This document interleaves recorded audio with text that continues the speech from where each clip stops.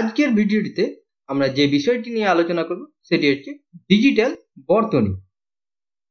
তো প্রাত্যহিক জীবনের আমরা আমাদের চারপাশে যে ইলেকট্রনিক সরঞ্জামগুলি দেখতে পাই তাদের মধ্যে মূলত ডিজিটাল সার্কিটই যুক্ত থাকে।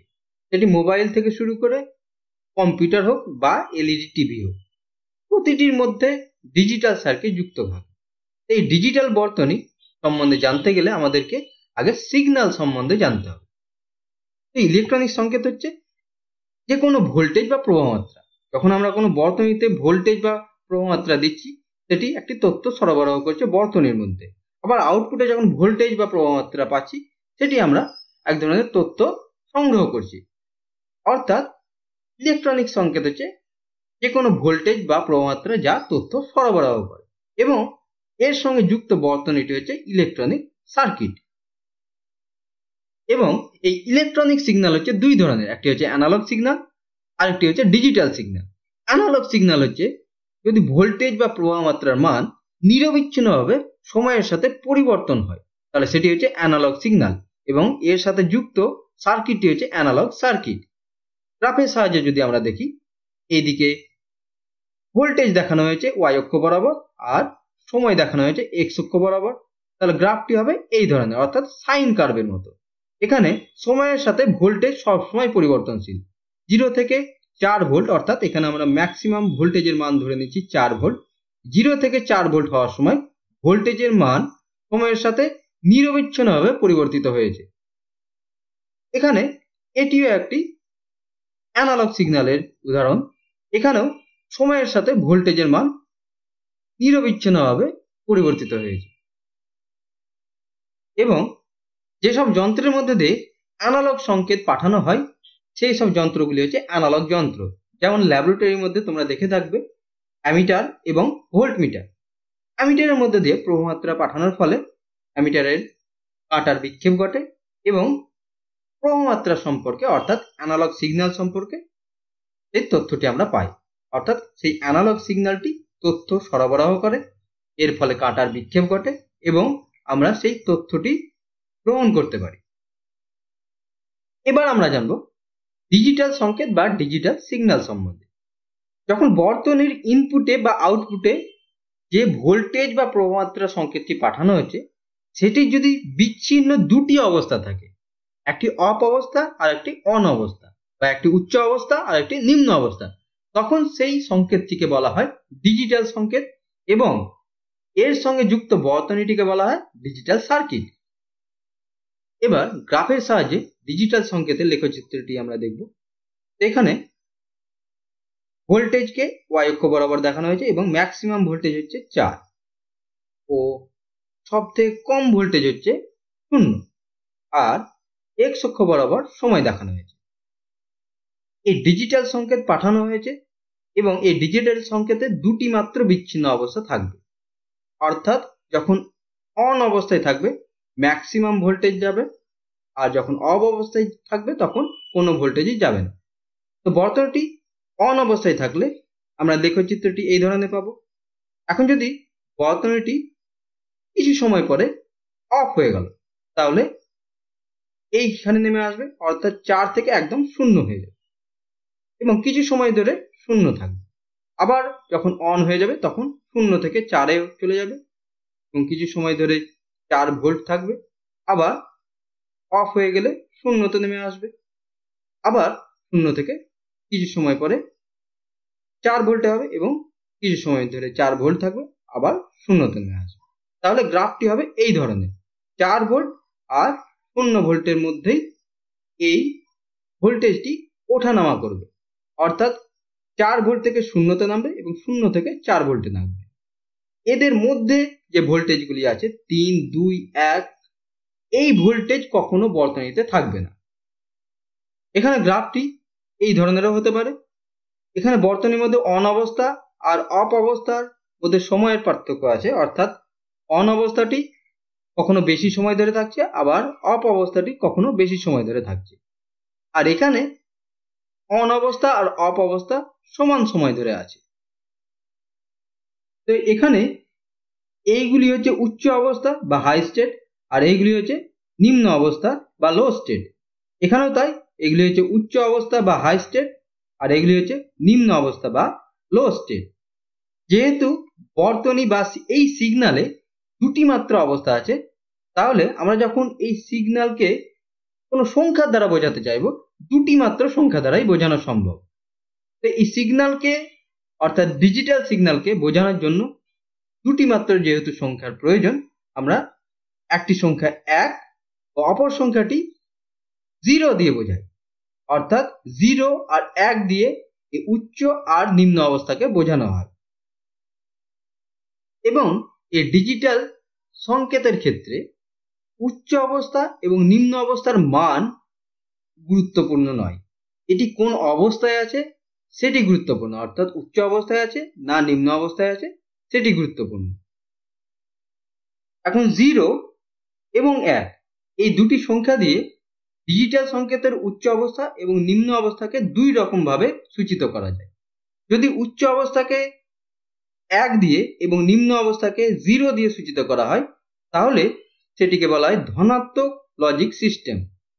আর উচ্চ অবস্থাকে 0 ও নিম্ন অবস্থাকে 1 দ্বারা সূচিত করা হয়, তাকে বলা হয় ঋণাত্মক লজিক সিস্টেম। এখন তাহলে ডিজিটাল সার্কিটে বা ডিজিটাল সিগন্যাল বোঝানোর জন্য আমাদের দুটি মাত্র সংখ্যা হলেই যথেষ্ট, এবং এই দুটি সংখ্যা দ্বারা গঠিত এই নাম্বার সিস্টেমকে বলা হয় দিক সংখ্যা পদ্ধতি বা বাইনারি নাম্বার সিস্টেম।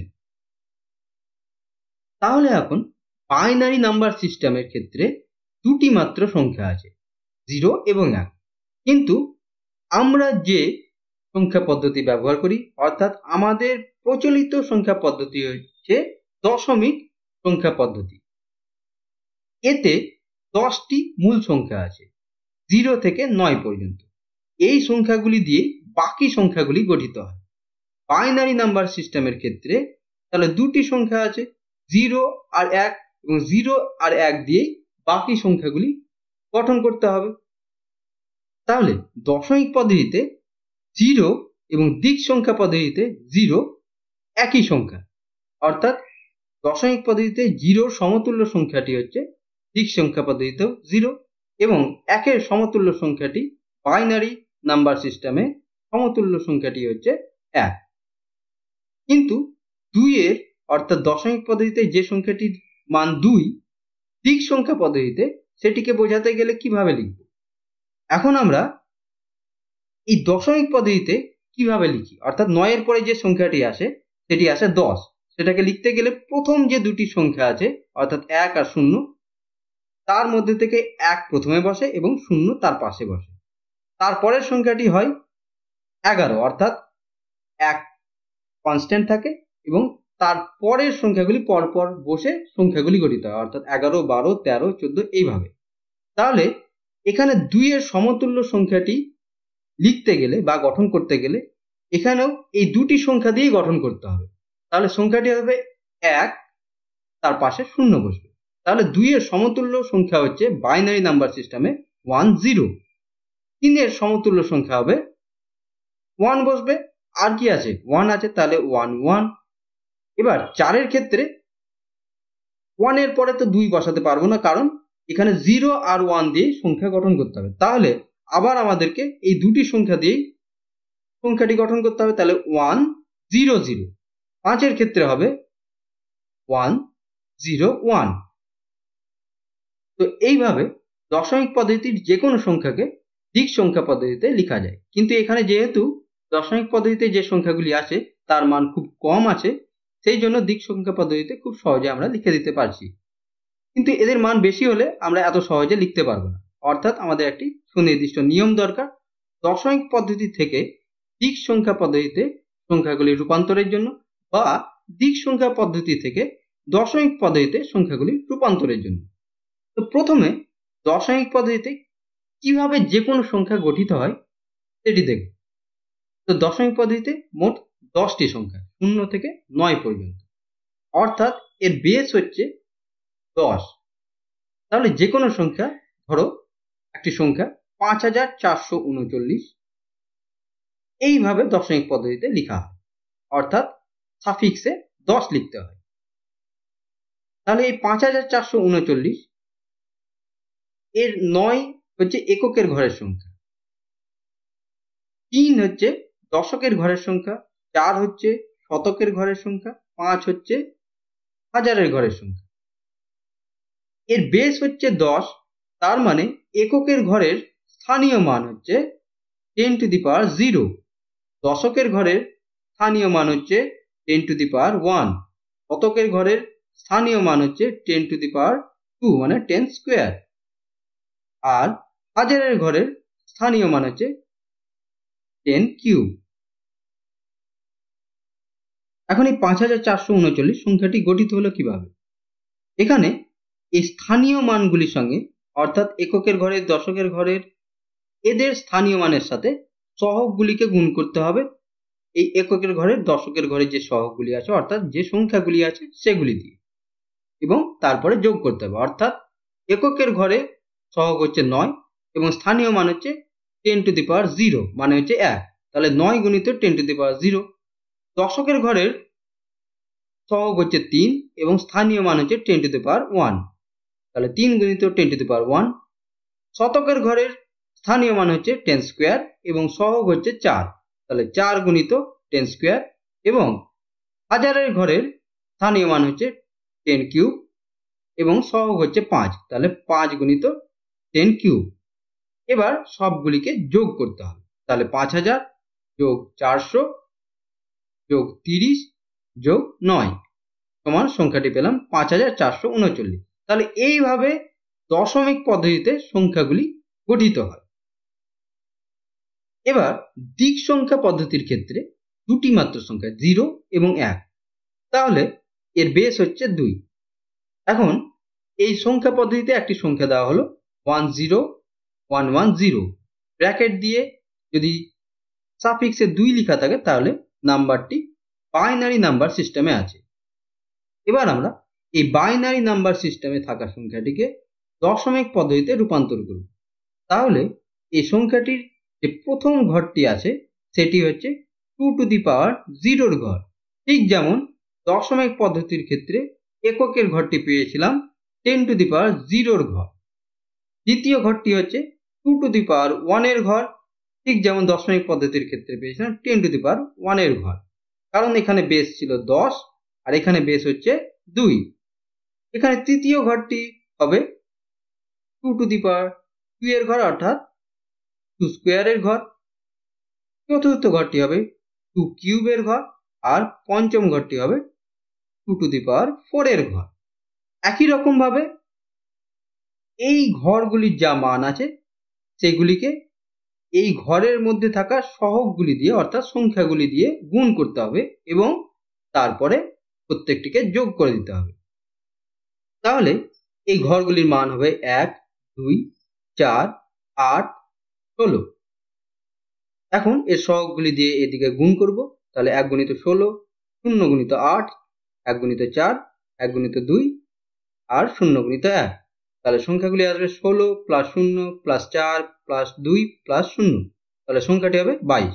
অর্থাৎ বাইনারি নাম্বার সিস্টেমে এই সংখ্যাটি ছিল 10110 এবং ডেসিমাল সিস্টেমে এই নাম্বারটি হলো 22। এখানে আরেকটি বিষয় মনে রাখতে পারো নিজেদের সুবিধার জন্য, যদি বাইনারি নাম্বার সিস্টেমে যে সংখ্যাটি আছে তার মধ্যে লাস্টে সংখ্যাটি যদি 0 থাকে তাহলে ডেসিমাল সিস্টেমে সেই সংখ্যাটি অবশ্যই জোড় সংখ্যা হবে। আর যদি বাইনারি নাম্বার সিস্টেমে যে সংখ্যাটি আছে তার লাস্টে যদি 1 থাকে, অর্থাৎ এখানে যদি 1 থাকতো তাহলে ডেসিমাল সিস্টেমে সেই সংখ্যাটি বিজোড় সংখ্যা হবে। এছাড়াও বাইনারি নাম্বার সিস্টেম থেকে ডেসিমাল নাম্বার সিস্টেমে সংখ্যাগুলিকে রূপান্তর করবার সময় বাইনারি নাম্বার সিস্টেমে যে সংখ্যাটি আছে সেটির মধ্যে যেখানে 0 আছে সেই ঘরের মান নির্ণয় করারই প্রয়োজন নেই, অর্থাৎ সেগুলির সবসময় 0ই উত্তর আসবে। অর্থাৎ শুধুমাত্র 1গুলির যদি মান নির্ণয় করো এবং যোগ করে দাও তাহলেই উত্তর চলে আসবে। তো এতক্ষণ আমরা দেখলাম বাইনারি নাম্বার সিস্টেমে কোনো যদি পূর্ণ সংখ্যা থাকে সেটিকে ডেসিমাল নাম্বার সিস্টেমে রূপান্তর করতে গেলে কিভাবে আমরা সেটিকে রূপান্তর করব। এবার আমরা দেখব কোনো সংখ্যা যদি ভগ্নাংশ বা দশমিকে থাকে তাহলে সেটিকে কিভাবে বাইনারি নাম্বার সিস্টেম থেকে ডেসিমাল নাম্বার সিস্টেমে রূপান্তর করব। তো আমরা ভগ্নাংশ বা দশমিক সংখ্যার ক্ষেত্রে একটি সংখ্যা ধরে নিচ্ছি দশমিক পদ্ধতিতে।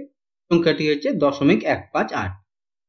এখানে দশমিকের পরের ঘরটি হচ্ছে 1 দশমাংশ, দশমিকের পরের পরের ঘরটি হচ্ছে 1 শতাংশ এবং দশমিকের পরে তৃতীয় ঘরটি হচ্ছে 1 সহস্রাংশ।